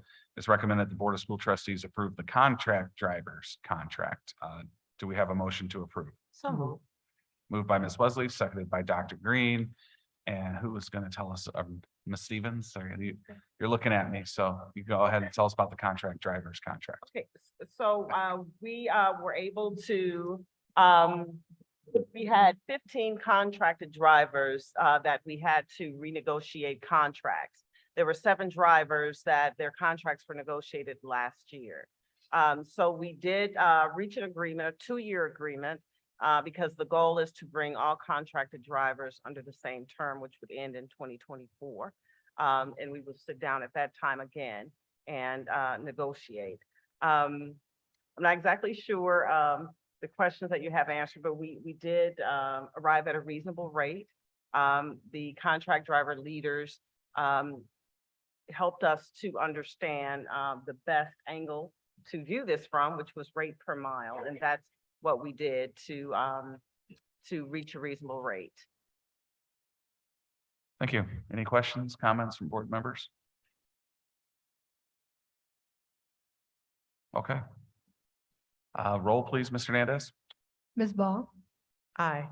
Dr. Green, Aye. Ms. Jones, Aye. Dr. Warren, Aye. Ms. Wesley, Aye. Mr. Anello. Aye. Okay, we've approved the contract drivers contract. Now we're on to 9.03. Approval of food and nutrition contract. Do we have a motion to approve? So move. Second. Moved by Ms. Wesley, seconded by Dr. Green. Before Ms. Steckity Fox tells us about this, just Mr. Dow, I just want to thank you. We all want to thank you for your leadership with the Teamsters. And we know, as I like to joke with people, negotiating season gets people a little twitchy on both sides. So thank you, everyone, for working through this. Go ahead, Ms. Fox. Sure. And again, you'll see on the screen is a very quick summary of the terms of the foods personnel collective bargaining agreement. We increased the starting wages $1 for both employee groups. They're CSAs and PPAs. The current starting wage for CSAs is 12. The current starting wage for PPAs is $12.50. We'll bring that up to 13 and 13.50 respectively. And then employees who were hired before this current school year, before August 1, will receive an additional $1.50 an hour, and that's going to be retroactive to August 1 of this year. And then in the second year of the contract, all employees would receive a 50-cent increase. We also included language to accommodate the situations in which employees are asked to perform responsibilities outside their plate classifications. And so if employees are performing those responsibilities for at least 1/2 of a workday, they'll be paid at the higher rate. We also are providing employees the opportunity to opt in to the sick leave bank. We're also providing Juneteenth as a paid holiday for employees who are scheduled to work that day. And then we're also including similar language regarding use of religious holidays. Any questions? Thank you. Questions, comments? So just to be clear, food service workers who were hired before August 1st, 2022 will be earning at least $15 an hour by, or no, 14 and oh, 15, right? By August of 23. Some, most Well, of them will. Yep. Okay. Okay. Yeah. Sorry not to break down all the details, but thank you. Okay. Roll, please, Mr. Hernandez. Ms. Ball, Aye. Dr. Green, Aye. Ms. Jones, Aye. Dr. Warren, Aye. Ms. Wesley, Aye. Mr. Anello. Aye. Okay, we've approved the food and nutrition contract. So now it's on to item 9.04. This recommended the Board of School Trustees approve the paraprofessionals contract. Do we have a motion to approve? So move. Moved by Ms. Wesley, seconded by Dr. Green, and back to you, Ms. Fox. All right, this is the last one. So for the paraprofessionals, you'll see a quick summary again on your screen. The current starting wage is $11.44. And so effective August 1 of this year, we are increasing that to $12.75. Next year at this time, that will be $13. And then what we did is we took a look at employees and banded them based upon their current wages and provided them increases. So some will receive a higher increase this year than others. The first band were employees who are currently making less than or equal to $12.43. All of those employees will move to 13. Most of those employees in that group are currently making 1144, and so they'll receive, a fairly significant increase this first year. And then next year, they'll receive an additional 50-cent increase. The second band we looked at were employees who are currently making between 1244 and 13. And we're moving them to 1325 in year one and then $14 in year two. And then the next group of employees, and this is the largest group, we have 107 in this category, are employees who are making 1301 or more, and they will receive 75-cent increase in the first year and then an additional 75 cents in the second year. We also added language to the agreement to ensure that when employees are working on teacher record days, they will be provided work. If work is available, they may also choose to take the day off without pay or to use a PTO day on those days. And then on scheduled e-learning days, we also added language to let employees know that they'll be expected to report to work unless they're authorized to work remotely, and then will be paid for their regularly scheduled hours. And then we included similar language regarding the use of religious leave in this agreement. And that's what we have. Thank you. Okay. So how many paraprofessionals are under this contract? This is the largest group. We have it's about 247, And how much does this cost? close to 700,000, 696,000. I should have asked these questions before, but the food and nutrition, how many employees does that apply to? Yep. 96. And what was the cost of And that? the cost of that was approximately 580,000. And then obviously the office personnel, number of employees and cost. 93, Yeah. and the cost was approximately 137,000. And then the big question, how are we paying for this, Ms. Fowler? Yeah. Or have we paid for it yet? So we did have a budget for negotiation. We have exceeded that budget, so we will definitely, during this budget process, we will be cutting. We are continuing to work on our efficiencies, but also food and nutrition workers will be paid directly from the food and nutrition reimbursement program. Because that's federal dollars. Yes. Correct.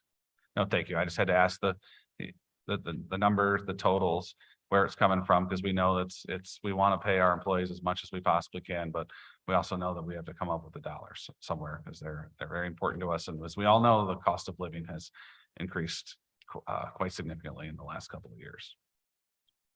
Any other questions, comments? Yes, Ms. Ball. Thank you, Chair Nella. I appreciate your comments about budget and what we're proposing is more than what we had planned for. But I also want to add that if you look at what a living wage is, the 2022 living wage is currently $15.79. That's for one adult with 0 children. And I don't have any demographic data in front of me about our workforce, but if I were to take a wild guess, I would guess that our largest group that we're considering here, which is the paraprofessionals, I would have guessed that there's probably significant, maybe more than 50% of those folks are probably in households with children. Again, don't know the demographics, that would just be my wild guess. And so, I mean, it's really important to look at the type of compensation that we can give, especially when we're talking about a large number of people who are, these folks are in the classrooms, a direct contact with students. So it's great that we are working towards getting closer to a living wage. I applaud that. And I hope that we can continue on that vein, just keeping in consideration what other trade-offs might have to occur as that dollar figure is going to just continue to increase over time. Thank you. Anyone else? Okay, roll please, Mr. Hernandez. Ms. Ball, Aye.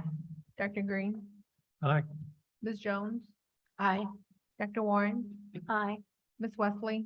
Aye. Mr. Nella. Aye. Okay, we've approved the paraprofessionals contracts. So we've moved on now to general obligation bonds. Thank you. Appreciate it. Item 9.05, it is recommended the Board of School Trustees approve the referendum GO bond 2022B and Tax Management Geo Bond 2022A. Do we have a motion to approve? So moved. Moved by Dr. Green, seconded by Ms. Wesley. Ms. Fowler, you get the, As Ms. Fowler transitions, I do want to say again, thank you to John Dow from the Teamsters. I'd also be remiss if I didn't recognize Mr. Zeus. Mr. Zeus, you were a long time Teamster steward. Thank you for your service. You're now an employee of ours at Swanson. I really appreciate your friendship and thank you for your dedication to the district, sir. Oh, I'm sorry. Oh, and we have a group of contract drivers. Thank you all for your service as well. Thanks for being here tonight. okay, thank you. No, that's fine. It's good to thank people. Ms. Fowler, tell us a little bit about these geo bonds. Sure. So we have two geo bonds before us tonight. They're both a part of our 8-year financial plan. So first is the capital geo bond, and that is part of the referendum funds that were approved in 2020. So far, we've taken out $18 million of that 54 million. And so tonight, we will be asking to take $3 million out of the referendum geo bond for a total of 18 million. The rest of the capital bond, which is approximately $36 million, would go in the form of a lease bond.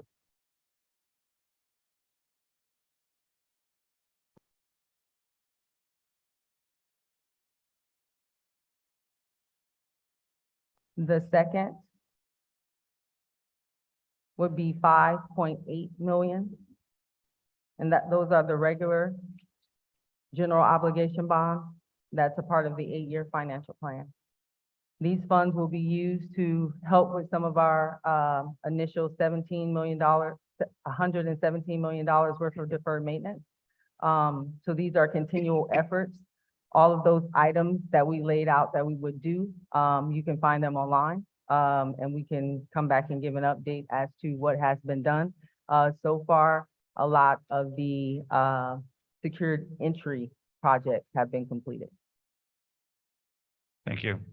Just for education purposes for the public, the referendum, we got 54 million in capital bonding. And so this 3 million will be at 18 million of that capital referendum out of the 54 million, leaving us 36 million. And then the other geo bond is that the rolling geo bonds that we've been doing. When did we start doing that? We've been doing that for a few years. We started doing those in 2019. And that's as our bonding capacity, as other money rolls off, that allows us to continue to bond, and then the state gives us the bond service funding for that. Is that correct? That's correct. Thank you. Any questions, comments? Okay, seeing none, roll please, Mr. Hernandez. Ms. Ball, Aye. Dr. Green, Aye. Ms. Jones, Aye. Dr. Warren, Aye. Ms. Wesley. Aye. Mr. Anella. Aye. Okay, the geo bonds have been approved, so we can keep fixing our schools. Now we're on the 9.06. It is recommended the Board of School Trustees approve the change order number 1 valued at $3,082.28. Increase or add to the contract with Interior Finishes, Inc. for the 2021 flooring replacement at Riley High School. Do we have a motion to approve? So moved. Moved by Dr. Green, seconded by Ms. Wesley. And so I see Mr. Michigan, come tell us a little bit about, at least we're getting $3,000 back from the floor at Riley High School. Is that correct? Okay, my name is Tim Kurtz. I'm with SSC. I'm the Yes. construction project manager for the corporation. During the 2021 Riley High School flooring replacement project, several areas outside the original scope of work were identified as needing attention. There was a possible potential trip fall hazards. We're at ID'd at entrance door number 5 and entrance door number 10 at Riley High School. That's located on the south side of the high school, going out to the soccer fields and then ultimately the track.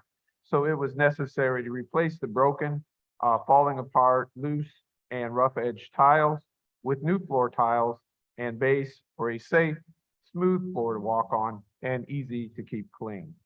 Also part of the package was to replace tile that were cracked and damaged, existing floor tile with new floor tile in the third floor nurses waiting room and one boys restroom and one girls restroom to make cleaning and disinfection more robust for any spills happening during the day and proper cleaning at night. Also included both boys and girls swimming pool locker rooms, a small restroom area and storage room. New tile was added to make walking safer, reduce slips, and make the cleaning more robust. This project is complete. Thank you. Any questions, comments? Okay, roll please, Ms. Hernandez. Ms. Ball, Aye. Dr. Green, Aye. Ms. Jones, Aye. Dr. Warren, Aye. Ms. Wesley. Aye. Mr. Arnella. Aye. Okay, 9.06 has been approved. 9.07, it is recommended the Board of School Trustees approve the Oak Lawn MOU for 2 mental health liaisons as part of the School Climate Transformation Grant in the amount of $100,000 renewable yearly. Do we have a motion to approve? Second. Moved by Dr. Green, seconded by Ms. Wesley, and Dr. Sutton can give us a little information on this MOU.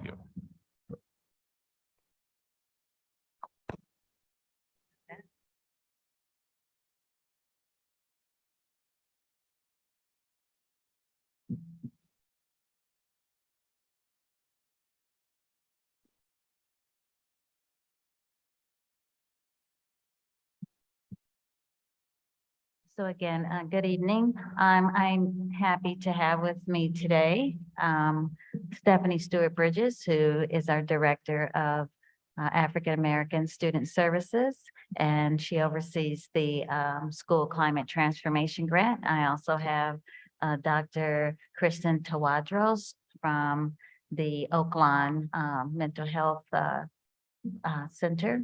And I also have with us, as you all are familiar with, Kendra Key, who is our General Counsel and supported us in this MOU. And so tonight, in October, I just want to give you a little background, and then I'll have these ladies talk about the memorandum of understanding. So in October, our corporation will enter its 4th year of the School Climate Transformation Grant.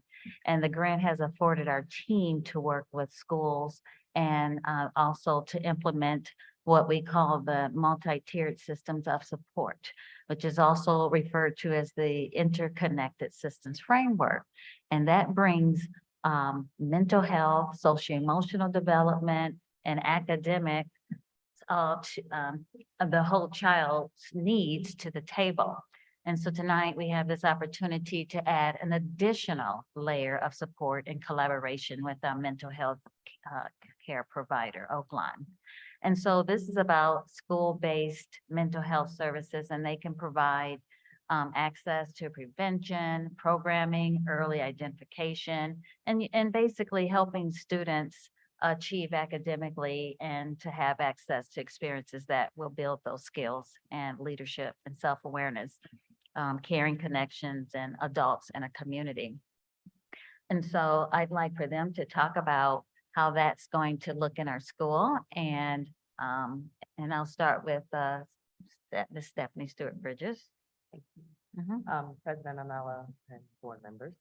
So it's an opportunity for us to create a strategy around our multi-tiered systems of support, or MTSS. This was a part in the beginning that was very difficult to incorporate because we needed to have the systems in place to be able to have these conversations. So Oak Lawn will be able to come to the table and help us to strategize the different interventions that might be needed. When we're looking at academic needs, we'll also be looking at mental health needs at the same time. It'll be able to link students and the families who have, or small groups who have those tier 2 needs. So we might be able to explore additional wraparound services that might be needed. Access to Oak Lawn, so some expedited access to services.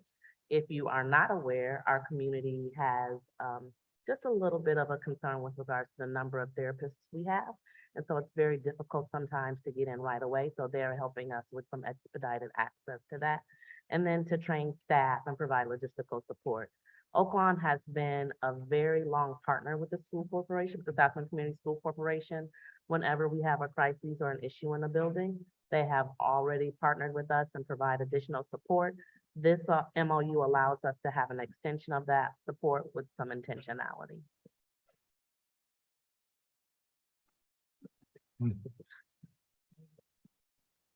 Yeah.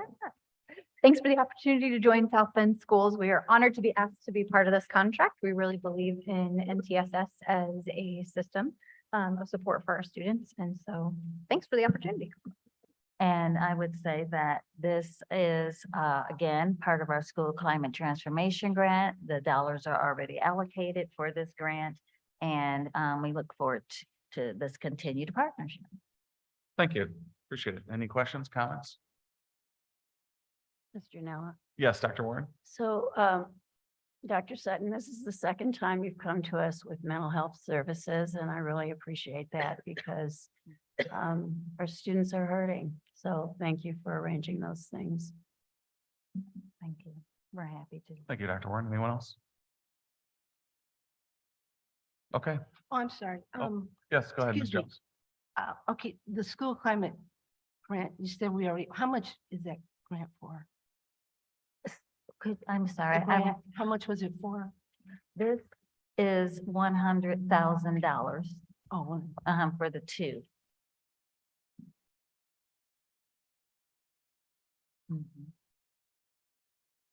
and how is our process with MTSS going? Well, I know we just started school, but the last half of this year, because according to what was reported to the DOJ in January, there was not one elementary school that had completed that process. So we just want to make sure that we're being able to follow through with that process. Thank you for that question, and we would be happy to share with you where we are on that process. And I appreciate that. Thank you. Thank you. Thank you. Any other questions, comments? Okay, seeing none, roll please, Ms. Hernandez. Ms. Ball, Aye. Dr. Green, Aye. Ms. Jones, Aye. Dr. Warren, Aye. Ms. Wesley, Aye. Mr. Nella. Aye. Okay, 9.07 has been approved.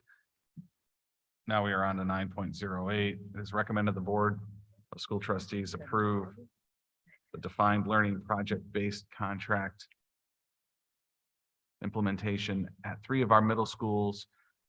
The PBL projects-based learning model will be implemented in Tier 1 classroom and/or enrichment, extended learning opportunities at either Jackson, Dickinson, and Edison.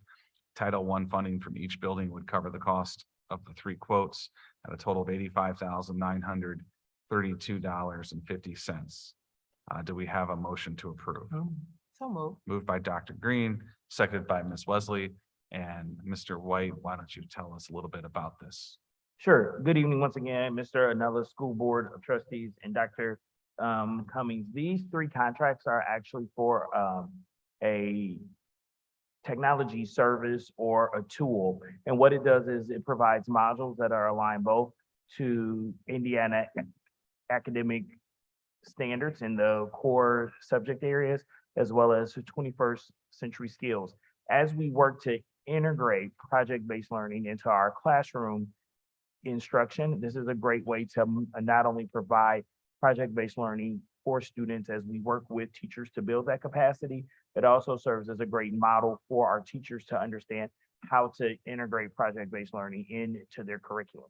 And so again, we will either start with teachers who are ready to engage with that being in their classrooms, or we will also work to introduce that, and/or I should say, work to introduce that during extended learning opportunities in our middle school. So our students that engage in those processes will also have an opportunity to engage in a different way around the standards than they may participate in during the school day. And each of these 3 buildings were selected because they are now Title I designated, and therefore they receive additional funding to support learning, especially innovative learning. And so this is why these schools were selected, because those funds are allocated for these three buildings in particular. Thank you. Yep. Any questions, comments? Yes, Ms. Jones? Now, are these, is this for every student? Yes, all of these students at each of those three locations will be able to participate. Good. So I mean, there's not a requirement that they have to have or. Nope. Yep, this is a all-school license. Good.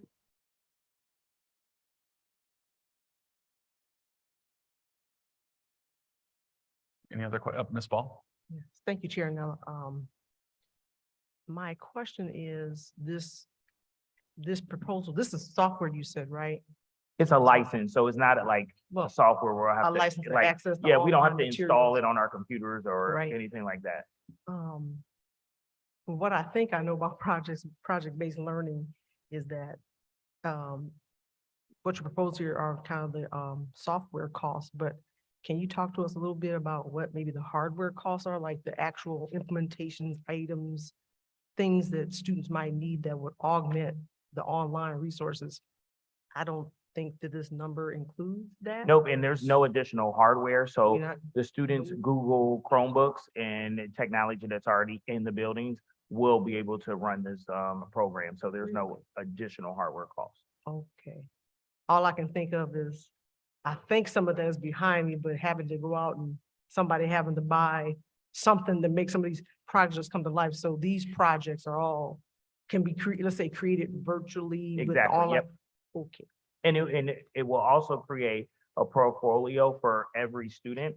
So they'll get to see over time, so over, their, the middle school career, they can see the projects they worked on in sixth grade, seventh grade, eighth grade, and how they are even interconnected and how they're also interconnected with possible careers even after graduation. okay, thank you for that clarity. Yep, on no my problem. part. Thank you. Mhm. Thank you, Ms. Ball. Anyone else? Okay, seeing no further questions, roll please, Ms. Hernandez. Ms. Ball, Aye. Dr. Green, Aye. Ms. Jones, Aye. Dr. Warren, Aye. Ms. Wesley, Aye. Mr. Noah. Aye. Okay, 9.08 has been approved. 9.09 is recommended the Board of School Trustees approve pre-K programming at Clay IA, Lincoln, Nooner, and Swanson in the 2022-23 school year. Do we have a motion to approve? So moved. Moved by Dr. Green, seconded by Ms. Wesley. Tell us a little bit about the pre-K programming at Clay IA, Lincoln, Nooner, and Swanson. Sure, so we've already began these programs this year.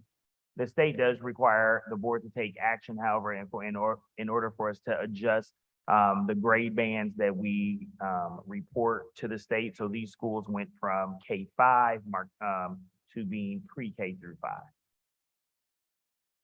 Okay, thank you. Any questions, comments? Yes, Dr. Warren? So, I'm sorry, Clay IA would be pre-K through 8. so Mr. White, these are expansions, right? They are, so we added these classrooms this school year. I just want to connect this back to the referendum. So we made a promise during the referendum that we would expand pre-K in the corporation. Yes, and thank you to Jenny Joyce. This is actually the second phase. We added 3 programs last year, and so we're adding an additional 4 this year. Thank you. Thank you, Dr. Warren. Anyone else? Yes, Ms. Jones? So we have a total of how many schools that has pre-K?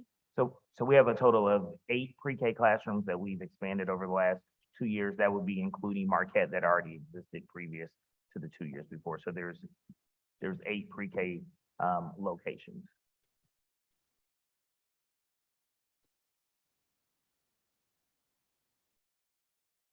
Could you give me the other ones? I'm sorry. Could you give me the other schools? We have Clay, Lincoln, Nooner, Swanson. Yep, Measle, Marshall, and then we also have pre-K. We've expanded a general education pre-K program at Studebaker. Okay. And then again, we had the Marquette program that already existed. Do you look to expand to Monroe or the other elementary schools?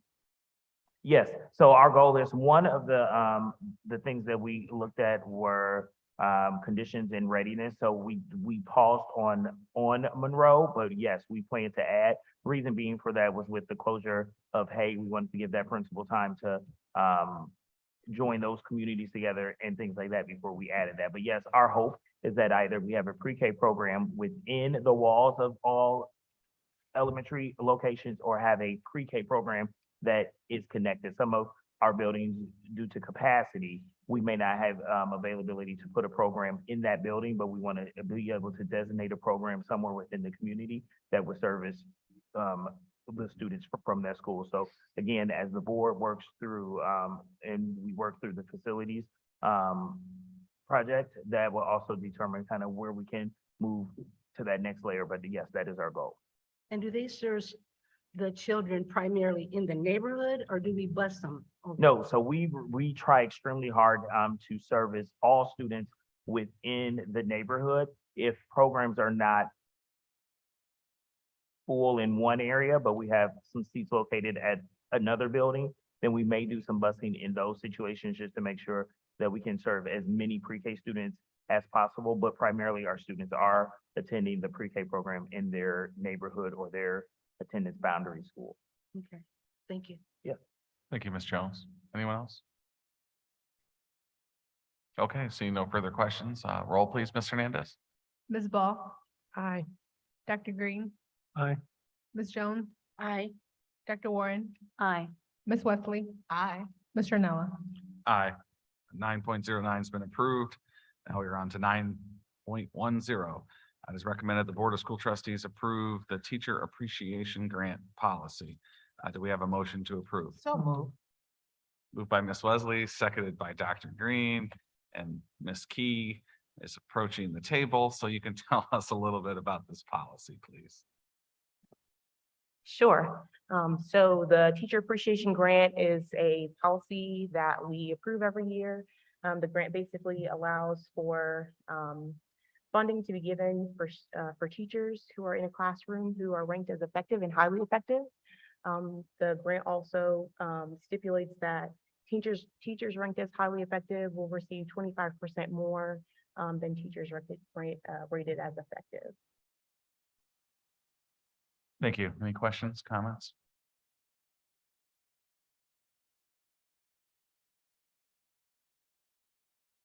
Okay, seeing none, roll please.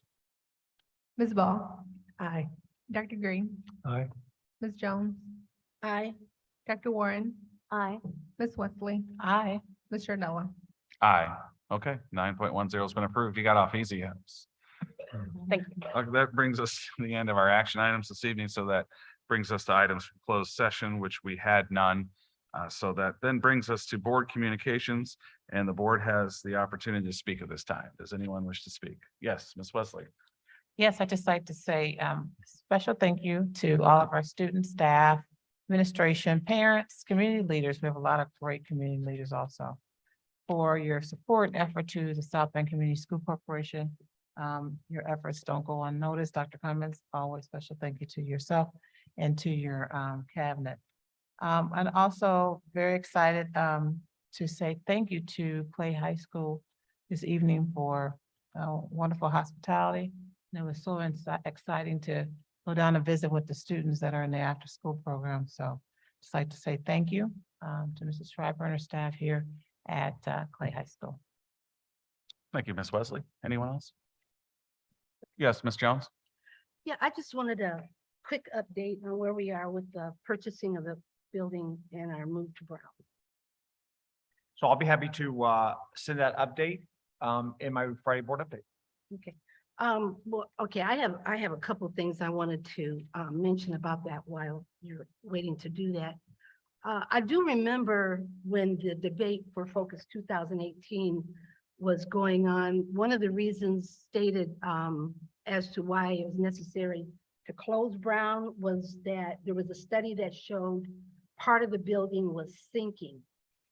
So I wanted to know, is that study, does it exist, and how can we review that? So again, I'll include that information in my Friday board update. So there's a study that verified that part of the building is sinking? So if it does, I'll include it in my Friday board update. Okay.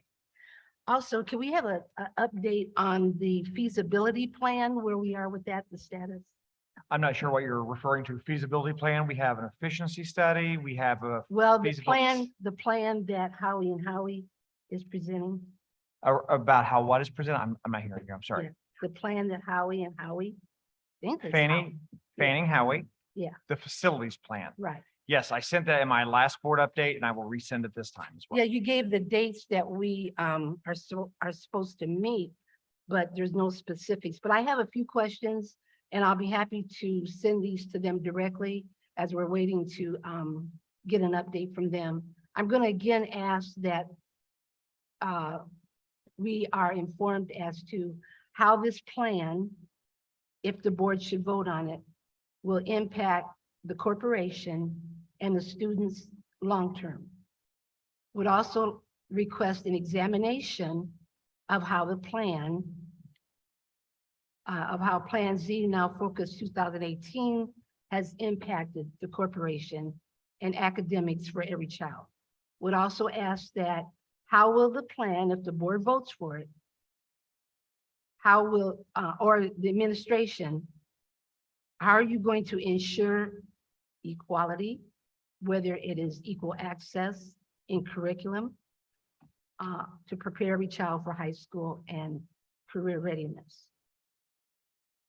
So I would like for you to include this in the study when they present it back to us. We will connect with Fanning Howie. All duly noted. Danny Thank you. Howard, okay. I appreciate it. And also, last thing, in regard to the conversation about the DOJ, as you know, I have requested on numerous occasions to once again be able to attend some of the conference calls. I would appreciate it. I'm going to ask again. And if there's any reason legally why I, as a board member, cannot at least listen in to the conference calls, I would appreciate that you state that. Give me a legal reason as to why I, as a board member, should not be allowed to attend these conference calls. Thank you. Thank you, Ms. Jones. Anyone else? Okay, seeing no one else, I just want to close real quickly with two comments. Someone grabbed me one day recently and just said they work with a lot of local refugee families, and they just wanted me to note to the superintendent and to the school corporation that they've just been so happy with the services that the South Bend schools have provided to local refugee families. I did invite them to come to speak, but maybe we'll get them to come, acknowledge that. But it was a nice compliment.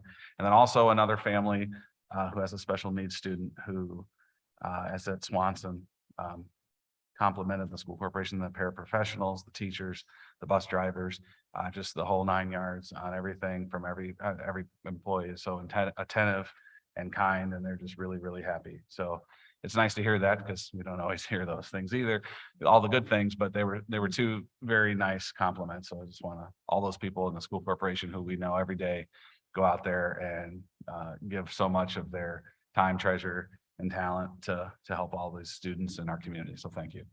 And with that, our agenda is done. So that means we get to adjourn for the evening, and we will see everyone on September 19th downtown. Thank you and have a great evening.